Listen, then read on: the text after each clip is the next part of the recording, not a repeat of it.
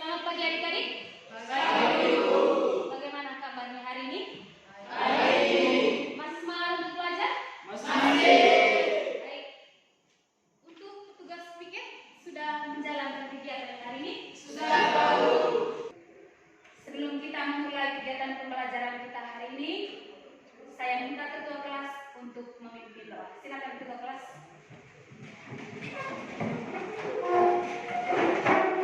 Teman-teman serta ibu guru, marilah kita siapkan hati untuk berdoa. Dalam nama Bapa, Bapa kami. Baik, terima kasih kepada ketua kelas yang sudah memimpin doa pada pagi hari ini. Materi kita hari ini yaitu tentang sistem upah dan pengangguran. Sebelum kita membahas materi ini, Ibu mau tanya, masih ingat materi yang kita pelajari minggu lalu? Masih. Semuanya masih ingat? Masih. Ya, baik. Minggu lalu kita mempelajari materi apa? Materi minggu lalu kita membahas tentang masalah-masalah ketenagaan kerja di Indonesia dan upaya meningkatkan kualitas tenaga kerja. Ya, baik. Minggu lalu kita sudah membahas tentang masalah-masalah ketenagakerjaan di Indonesia dan bagaimana upaya meningkatkan kualitas tenaga kerja tersebut. Hari ini kita akan mempelajari materi tentang sistem upah dan pengangguran. Adapun kompetensi dasar dan tujuan pembelajaran. Adapun kompetensi dasar dan tujuan pembelajaran kita pada hari ini yaitu mengklasifikasi masalah ketenaga kerjaan. Sedangkan tujuan pembelajarannya, setelah mengikuti proses pembelajaran, adik-adik diharapkan dapat mengidentifikasi macam-macam sistem upah, mendeskripsikan pengangguran, mengidentifikasi jenis-jenis pengangguran dan penyebabnya, dan mendeskripsikan cara-cara mengatasi masalah pengangguran. Nanti Ibu akan bagikan adik-adik ke dalam 3 kelompok untuk mendiskusikan masalah ini. Dan saya akan tayangkan beberapa gambar yang berkaitan dengan sistem upah dan pengangguran. Dari gambar yang sudah ditampilkan, adik-adik bisa mengambil kesimpulan yang pertama, apa yang dimaksud dengan upah dan bagaimanakah sistem upah yang berlaku di Indonesia. Yang kedua, yaitu apa yang dimaksud dengan pengangguran. Yang ketiga, bagaimanakah cara mengatasi masalah pengangguran tersebut. Silakan adik-adik membentuk kelompok dan mendiskusikan masalah ini. Sebelum membentuk kelompok, Ibu mau menjelaskan sistem penilaian yang akan kita gunakan dalam berdiskusi. Yang pertama adalah penilaian observasi. Nanti Ibu akan mengamati bagaimanakah sikap adik-adik dalam menjalankan diskusi. Yang pertama, apakah ada kerjasamanya, adakah sikap jujurnya, atau adakah tanggung jawab dan disiplin dalam melakukan kegiatan diskusi ini. Silakan adik-adik membentuk kelompok.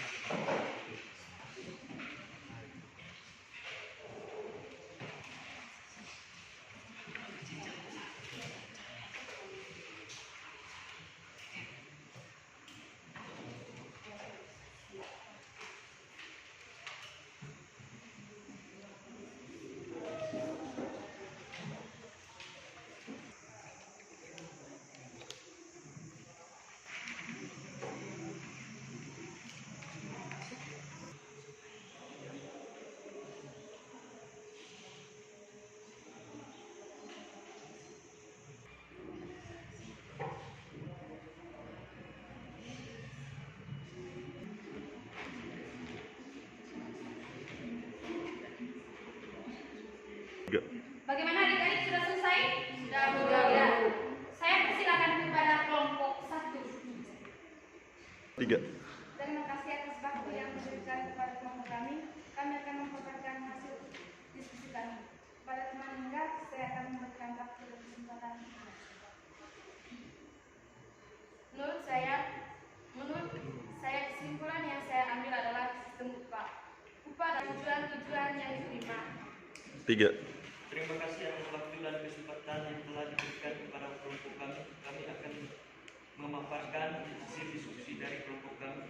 Pada pihak saya, Rifan, Kelompok kami, pengertian dan jenis pengangguran. Pengangguran adalah penduduk yang tidak bekerja tetapi sedang mencari pekerjaan atau mempersiapkan suatu usaha baru, atau penduduk yang tidak mencari pekerjaan karena merasa tidak mungkin mendapatkan pekerjaan, atau penduduk yang tidak mencari pekerjaan karena sudah diterima. 3. terima kasih atas waktu dan kesempatan yang telah diberikan kepada kelompok kami. Kami akan memaparkan hasil diskusi kami. Menurut kelompok kami, cara mengatasi terjadinya pengangguran dengan mengadakan proyek umum seperti pembangunan jalan jembatan, memindahkan tenaga kerja dari tempat yang tidak membutuhkan ke tempat yang membutuhkan, menyusun rencana penggunaan tenaga kerja sebaik mungkin, melatih seorang pada masa menunggu tertentu. 3.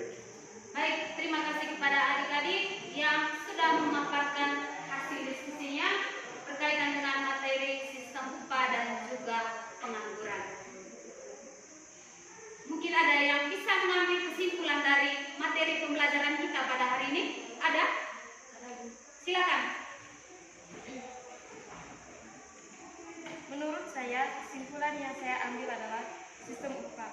Upah adalah pendapat yang diterima bukan dalam bentuk uang yang mencakup bukan hanya komponen upah atau gaji, tetapi juga lembur dan tunjangan-tunjangan yang diterima secara rutin atau reguler, tunjangan transport, uang makan, dan 3. Baik, Ibu akan memberikan kesimpulan yang berkaitan dengan sistem upah dan juga pengangguran. Yang pertama, bahwa menurut Undang-Undang Nomor 13 Tahun 2003 tentang Ketenagakerjaan, upah adalah hak pekerja atau buruh yang diterima dan dinyatakan dalam bentuk uang. Itu pengertian dari upah. Yang kedua, sistem upah yang berlaku di Indonesia yaitu dengan menggunakan dasar upah minimum regional atau UMR dan juga upah minimum provinsi atau UMP. Artinya, pengusaha harus memberikan upah tenaga kerja minimal sebesar UMR atau UMP tersebut. Yang ketiga yaitu pengangguran. Pengangguran itu adalah penduduk yang tidak bekerja tetapi sedang mencari pekerjaan. Itu yang dimaksud dengan pengangguran. Ada beberapa macam pengangguran. Yang pertama, pengangguran siklis atau konjungtor, pengangguran struktural, pengangguran friksional, pengangguran musiman, dan pengangguran teknologi. Sedangkan beberapa cara mengatasi masalah pengangguran, salah satunya adalah memperluas kesempatan kerja dan juga memperbanyak latihan-latihan agar tenaga kerja banyak. Sedangkan cara mengatasi pengangguran, yang pertama adalah memperluas kesempatan kerja, yang ketiga adalah meningkatkan kualitas tenaga kerja dan juga memperbanyak pelatihan-pelatihan. Ini adalah cara mengatasi pengangguran. Baik, pertemuan kita hari ini sampai di sini.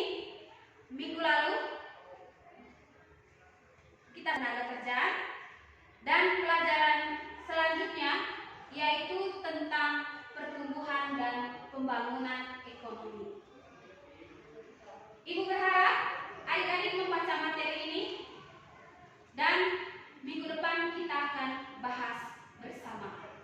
Untuk tugas, Ibu akan kirim di WA grup kelas dan Ibu berharap tugas ini bisa dikerjakan dengan baik dan dikumpulkan tepat pada waktunya. pertemuan kita, Ibu berpesan karena kita masih dalam kondisi pandemi COVID-19. Ingat, kalau keluar rumah selalu menggunakan masker, jaga jarak, dan jangan lupa cuci tangan. 3. Baik, kita tutup pertemuan kita pada siang hari ini dengan doa penutup. Sekali lagi Ibu berikan kesempatan kepada ketua kelas untuk memimpin doa. Silakan ketua kelas. Teman-teman, marilah kita siapkan hati untuk berdoa. Dalam nama Bapa, Silakan pulang.